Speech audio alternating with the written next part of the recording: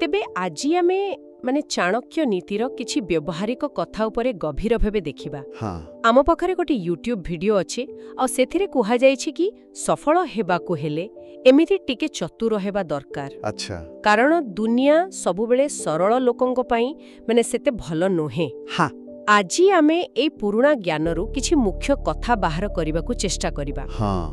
ଏହି ଉତ୍ସଟା ବେଶ୍ ସିଧା କଥା କହୁଛି।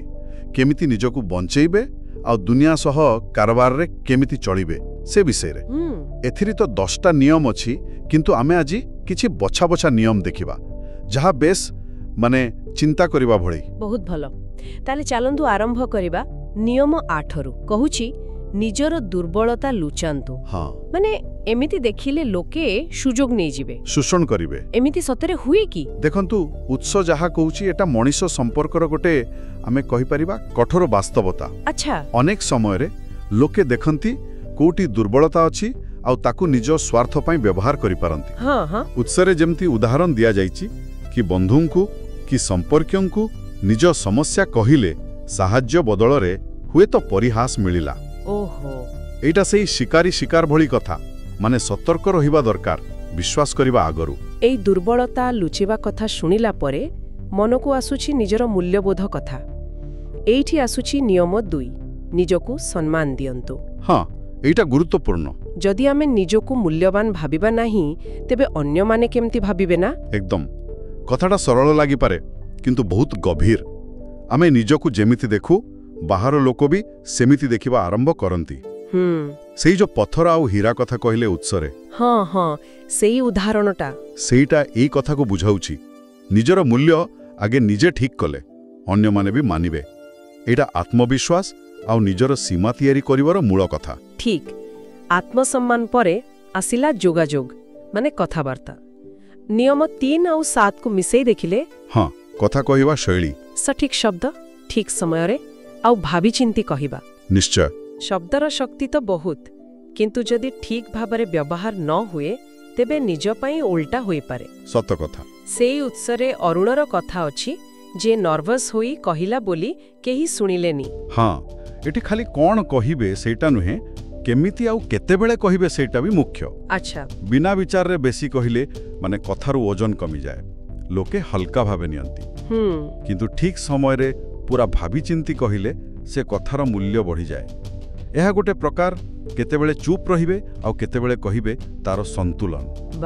ଉତ୍ସ କହୁଛି ଜୀବକୁ ନିୟନ୍ତ୍ରଣ କରିପାରିଲେ ସେଇଟା ସବୁଠୁ ବଡ଼ ଶକ୍ତି। ଆଚ୍ଛା। ଏଇ ଯୋଉ ସମ୍ପର୍କ ଆଉ କଥାବାର୍ତ୍ତା କଥା ହେଉଛି, ଏଥିରେ ଆଉ ଗୋଟେ କଥା ଆସୁଛି ଯାହା ଟିକେ ମାନେ ଶୁଣିବାକୁ କଷ୍ଟ ଲାଗିପାରେ। କୋଉଟା? ନିୟମ 4, ଯେ ସ୍ୱାର୍ଥ ବିନା କେହି ଆପଣାର ନୁହେଁ।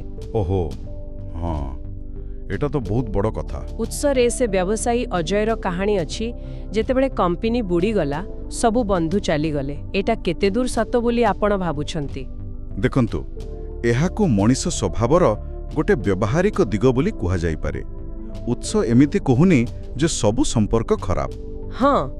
କିନ୍ତୁ ସତର୍କ କରୁଛି ଯେ ଅନେକ ସମ୍ପର୍କ କିଛି ନା କିଛି ଆଦାନ ପ୍ରଦାନ ଉପରେ ହିଁ ତିଷ୍ଠିଥାଏ। ଆଚ୍ଛା। ମାନେ ଗୋଟେ କାରବାର ଭଳିଆ। କିଛି ମାତ୍ରାରେ ଯେତେବେଳେ ଲାଭ ମିଳିବା ବନ୍ଦ ହୁଏ, ଯେମିତିକି କ୍ଷମତା ଗଲା କି ପଇସା ଗଲା, ସେତେବେଳେ ସମ୍ପର୍କ ଦୁର୍ବଳ ହେଇପାରେ। ବୁଝିଲେ? ଏହାର ମୂଳ କଥା ହେଲା ନିଜ ଉପରେ ନିର୍ଭର କରନ୍ତୁ, ନିଜ ଶକ୍ତି ବଢ଼ାନ୍ତୁ।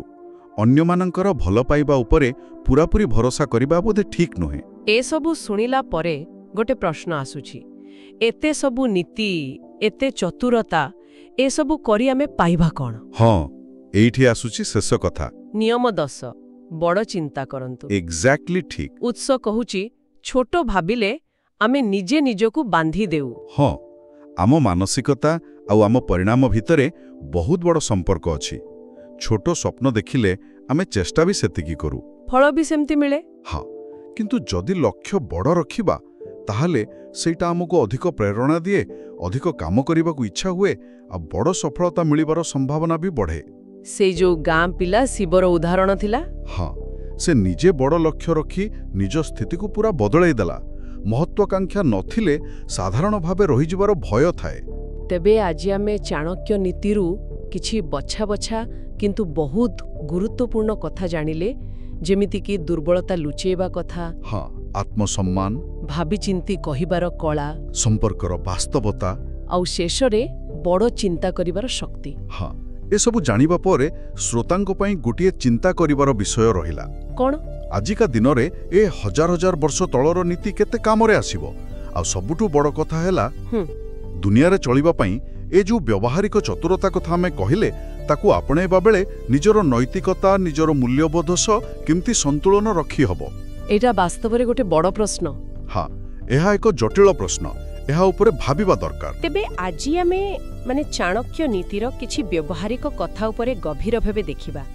ଆମ ପାଖରେ ଗୋଟେ ୟୁଟ୍ୟୁବ୍ ଭିଡିଓ ଅଛି, ଆଉ ସେଥିରେ କୁହାଯାଇଛି କି ସଫଳ ହେବାକୁ ହେଲେ ଏମିତି ଟିକେ ଚତୁର ହେବା ଦରକାର। ଆଚ୍ଛା। କାରଣ ଦୁନିଆ ସବୁବେଳେ ସରଳ ଲୋକଙ୍କ ପାଇଁ ସେତେ ଭଲ ନୁହେଁ।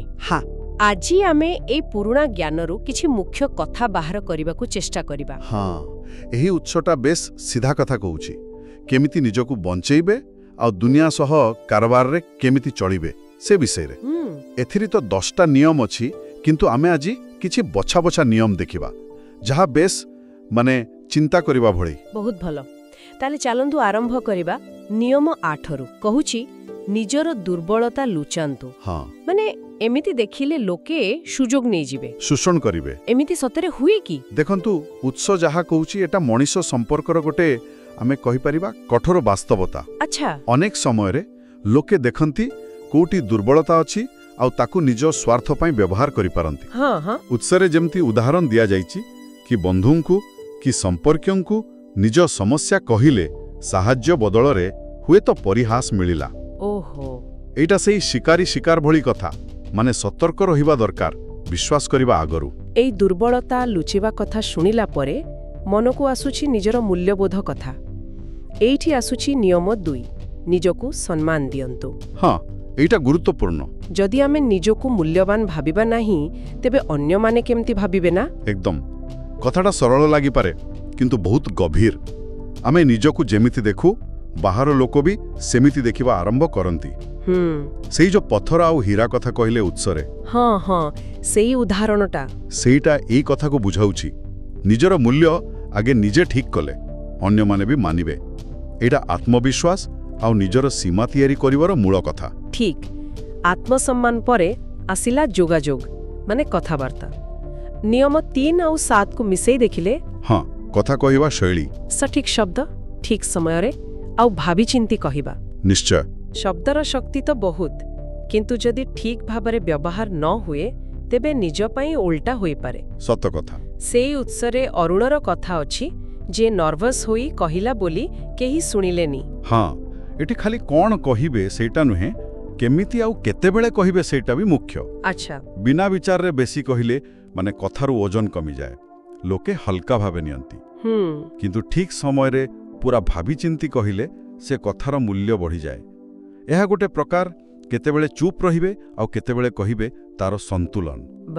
ଉତ୍ସ କହୁଛି, ଜୀବକୁ ନିୟନ୍ତ୍ରଣ କରିପାରିଲେ ସେଇଟା ସବୁଠୁ ବଡ଼ ଶକ୍ତି। ଆଚ୍ଛା, ଏଇ ଯୋଉ ସମ୍ପର୍କ ଆଉ କଥାବାର୍ତ୍ତା କଥା ହେଉଛି, ଏଥିରେ ଆଉ ଗୋଟେ କଥା ଆସୁଛି ଯାହା ଟିକେ ଶୁଣିବାକୁ କଷ୍ଟ ଲାଗିପାରେ। କୋଉଟା? ନିୟମ 4, ଯେ ସ୍ୱାର୍ଥ ବିନା କେହି ଆପଣାର ନୁହେଁ। ଓହୋ, ହଁ, এটা ତ ବହୁତ ବଡ଼ କଥା। ଉତ୍ସରେ ସେ ବ୍ୟବସାୟୀ ଅଜୟର କାହାଣୀ ଅଛି, ଯେତେବେଳେ କମ୍ପାନୀ ବୁଡ଼ିଗଲା, ସବୁ ବନ୍ଧୁ ଚାଲିଗଲେ। ଏଇଟା କେତେ ଦୂର ସତ ବୋଲି ଆପଣ ଭାବୁଛନ୍ତି? ଦେଖନ୍ତୁ, ଏହାକୁ ମଣିଷ ସ୍ୱଭାବର ଗୋଟେ ବ୍ୟବହାରିକ ଦିଗ ବୋଲି କୁହାଯାଇପାରେ। ଉତ୍ସ ଏମିତି କହୁନି ଯେ ସବୁ ସମ୍ପର୍କ ଖରାପ। ହଁ, କିନ୍ତୁ ସତର୍କ କରୁଛି ଯେ ଅନେକ ସମ୍ପର୍କ କିଛି ନା କିଛି ଆଦାନ ପ୍ରଦାନ ଉପରେ ହିଁ ତିଷ୍ଠିଥାଏ। ଆଚ୍ଛା। ଗୋଟେ କାରବାର ଭଳିଆ। କିଛି ମାତ୍ରାରେ। ଯେତେବେଳେ ଲାଭ ମିଳିବା ବନ୍ଦ ହୁଏ, ଯେମିତିକି କ୍ଷମତା ଗଲା କି ପଇସା ଗଲା, ସେତେବେଳେ ସମ୍ପର୍କ ଦୁର୍ବଳ ହେଇପାରେ। ବୁଝିଲେ? ଏହାର ମୂଳ କଥା ହେଲା, ନିଜ ଉପରେ ନିର୍ଭର କରନ୍ତୁ, ନିଜ ଶକ୍ତି ବଢ଼ାନ୍ତୁ। ଅନ୍ୟମାନଙ୍କର ଭଲ ପାଇବା ଉପରେ ପୁରାପୁରି ଭରସା କରିବା ବୋଧେ ଠିକ୍ ନୁହେଁ। ଏସବୁ ଶୁଣିଲା ପରେ ଗୋଟେ ପ୍ରଶ୍ନ ଆସୁଛି, ଏତେ ସବୁ ନୀତି, ଏତେ ଚତୁରତା, ଏସବୁ କରି ଆମେ ପାଇବା କ'ଣ? ହଁ, ଏଇଠି ଆସୁଛି ଶେଷ କଥା। ନିୟମ 10, ବଡ଼ ଚିନ୍ତା କରନ୍ତୁ। ଏକ୍ଜାକ୍ଟଲି ଠିକ୍। ଉତ୍ସ କହୁଛି, ଛୋଟ ଭାବିଲେ ଆମେ ନିଜେ ନିଜକୁ ବାନ୍ଧି ଦେଉ। ହଁ, ଆମ ମାନସିକତା ଆଉ ଆମ ପରିଣାମ ଭିତରେ ବହୁତ ବଡ଼ ସମ୍ପର୍କ ଅଛି। ଛୋଟ ସ୍ୱପ୍ନ ଦେଖିଲେ ଆମେ ଚେଷ୍ଟା ବି ସେତିକି କରୁ। ଫଳ ବି ସେମିତି ମିଳେ। ହଁ, କିନ୍ତୁ ଯଦି ଲକ୍ଷ୍ୟ ବଡ଼ ରଖିବା ତାହେଲେ ସେଇଟା ଆମକୁ ଅଧିକ ପ୍ରେରଣା ଦିଏ, ଅଧିକ କାମ କରିବାକୁ ଇଚ୍ଛା ହୁଏ, ଆଉ ବଡ଼ ସଫଳତା ମିଳିବାର ସମ୍ଭାବନା ବି ବଢ଼େ। ସେଇ ଯୋଉ ଗାଁ ପିଲା ଶିବର ଉଦାହରଣ ଥିଲା। ହଁ, ସେ ନିଜେ ବଡ଼ ଲକ୍ଷ୍ୟ ରଖି ନିଜ ସ୍ଥିତିକୁ ପୁରା ବଦଳାଇ ଦେଲା। ମହତ୍ୱାକାଂକ୍ଷା ନଥିଲେ ସାଧାରଣ ଭାବେ ରହିଯିବାର ଭୟ ଥାଏ। ତେବେ ଆଜି ଆମେ ଚାଣକ୍ୟ ନୀତିରୁ କିଛି ବଛା ବଛା କିନ୍ତୁ ବହୁତ ଗୁରୁତ୍ୱପୂର୍ଣ୍ଣ କଥା ଜାଣିଲେ, ଯେମିତିକି ଦୁର୍ବଳତା ଲୁଚେଇବା କଥା, ହଁ, ଆତ୍ମସମ୍ମାନ, ଭାବିଚିନ୍ତି କହିବାର କଳା, ସମ୍ପର୍କର ବାସ୍ତବତା, ଆଉ ଶେଷରେ ବଡ଼ ଚିନ୍ତା କରିବାର ଶକ୍ତି। ହଁ, ଏସବୁ ଜାଣିବା ପରେ ଶ୍ରୋତାଙ୍କ ପାଇଁ ଗୋଟିଏ ଚିନ୍ତା କରିବାର ବିଷୟ ରହିଲା। କ'ଣ? ଆଜିକା ଦିନରେ ଏ ହଜାର ହଜାର ବର୍ଷ ତଳର ନୀତି କେତେ କାମରେ ଆସିବ? ଆଉ ସବୁଠୁ ବଡ଼ କଥା ହେଲା, ଦୁନିଆରେ ଚଳିବା ପାଇଁ ଏ ଯୋଉ ବ୍ୟବହାରିକ ଚତୁରତା କଥା ଆମେ କହିଲେ, ତାକୁ ଆପଣେଇବା ବେଳେ ନିଜର ନୈତିକତା, ନିଜର ମୂଲ୍ୟବୋଧ ସହ କେମିତି ସନ୍ତୁଳନ ରଖିହବ? ଏଇଟା ବାସ୍ତବରେ ଗୋଟେ ବଡ଼ ପ୍ରଶ୍ନ। ହଁ, ଏହା ଏକ ଜଟିଳ ପ୍ରଶ୍ନ। ଏହା ଉପରେ ଭାବିବା ଦରକାର।